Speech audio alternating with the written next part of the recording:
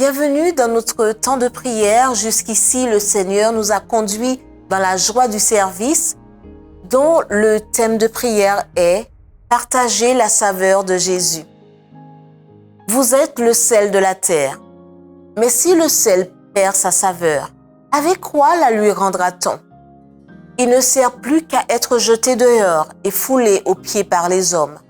Matthieu 5, verset 13.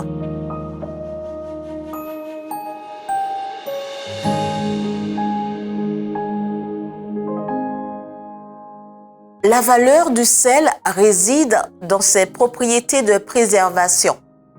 Lorsque Dieu compare ses enfants à du sel, il désire leur faire comprendre qu'ils doivent devenir les canaux de sa grâce pour sauver d'autres âmes. Le sel doit être mélangé à la substance à laquelle on l'ajoute.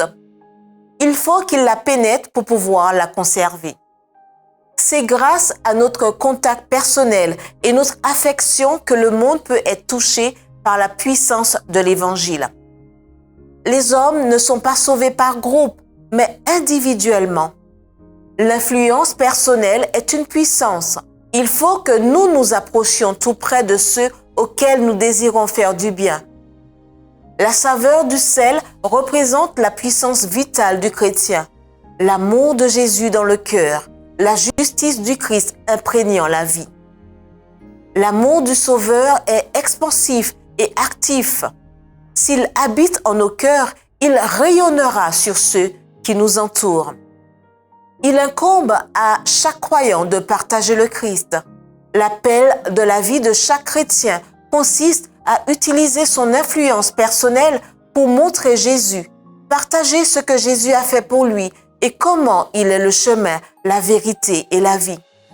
Jésus veut que nous soyons le sel de la terre parce que le sel fait ressortir les bonnes saveurs clairement cachées dans les aliments et préserve ce qui autrement se gâterait, donc ceux qui aiment Jésus et veulent le servir. Rappelez-vous, mes bien-aimés, que vous êtes le sel de la terre. Mais si le sel devient fade et perd son goût salé, est-ce que quelque chose peut le rendre salé à nouveau? Non, il est inutile. On le jette au loin, on le piétine.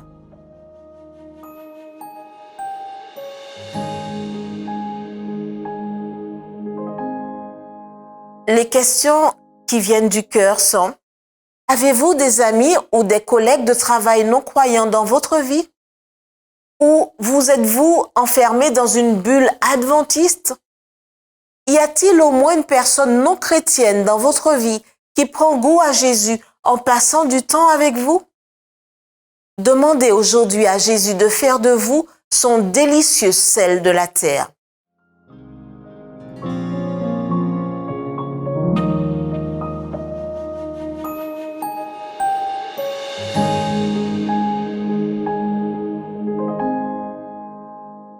Priez pour que votre vie révèle le goût de Jésus et soit un sel délicieux pour chaque personne avec qui vous êtes en contact et à qui vous transmettez la saveur de Jésus.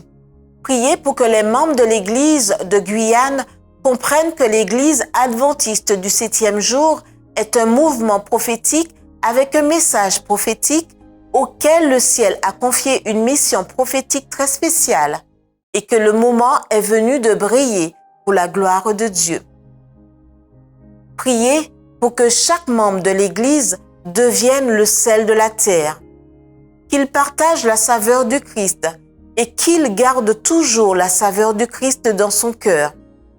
Que leur devise soit de ne jamais perdre la saveur du Christ.